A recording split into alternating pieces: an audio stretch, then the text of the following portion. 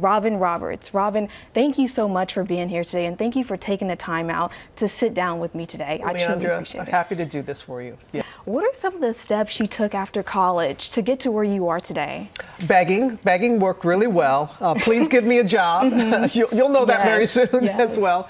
I really,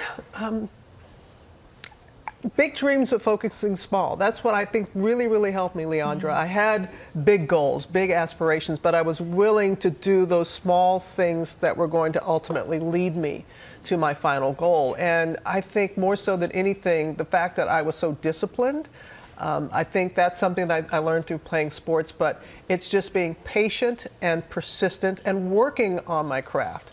Wanting to not only make it as a journalist, but to have staying power, not wanting to just be somewhere for a while and then I just really wanted to put in the work because I wanted this to be a career, not a job. I love that you've remained so humble and so gracious throughout your career. Oh, shucks. Twerk nothing. No, seriously. Thank you. Was there ever a moment where you said, like, I finally made it? Oh, goodness, no. No, I think, Leondra, when you do that, I am so grateful.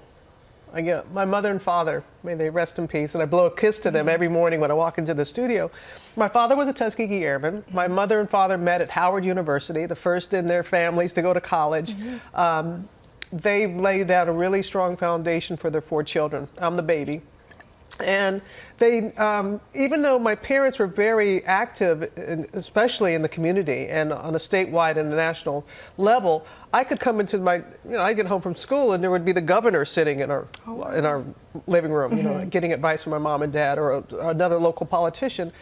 And my mom and dad always made me know that everybody's just everybody, that I never, even though I have interviewed presidents and royalty and movie stars and people from all walks of life, I've never looked at it any other way than everybody's got something and that we're all equal. And I'm so glad that my parents instilled that in me. And I mean, I work in Times Square. Yes. Can you believe it? Come on now. Come on, little girl, Mississippi. And so fast forward to 2005, you get that phone call from GMA to join Good Morning America. What was that moment like, and what was your first reaction? Oh, goodness. Because I had done some work with Good Morning America in the late 90s and early 2000, doing anything and everything that they, even sweeping the floor, I think, anything that they wanted me to do.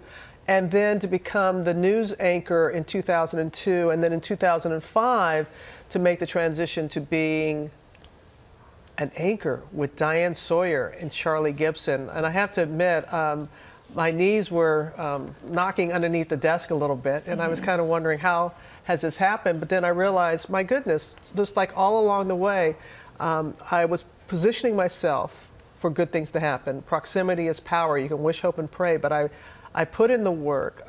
So you've often said in several interviews that your sister Sally Ann, who's a retired news anchor in New Orleans, is a role model to you, and you wouldn't be in this business if it weren't for her. What advice do you give the next generation of students like myself who want to become journalists and reporters? Well, my sister was a great example for me. She, in essence, was the Oprah of New Orleans. She was there for 40 years, retired just recently after being on television there for 40 years, 26 as a morning anchor in New Orleans. And what she taught me is basically what she said. Humility, about wanting to tell the story for others, about being of service to others. And that is something that I saw at an early age from her, and something that she incorporated. She had children's programming. She just was really very much, like I said, she was Oprah of New Orleans. People, when I go to New Orleans, still to this day, I'm not Robin Roberts, I'm Sally Ann's baby sister. Aww. As soon as I hit the city limits, it's like I'm Sally Ann's baby sister. And I'm so proud of her, who, by the way, also ended up being my savior in saving me with a life-saving bone marrow transplant. So there are a lot of things that I'm grateful to my big sister for, but she has mentored a lot of young people such as yourself, Leondra, and just really wants to be able to put you all in a position for good things to happen for you too. I wish you all the best, and just put yourself in position, be willing to make the necessary sacrifices, dream big but focus small, and just remember the 3 T's, okay, the 3 D's. You got to be determined. Determination, okay, discipline, and the Lord. Okay, the 3 Ds. All right. Amen. Yes, and the Lord. Thank you.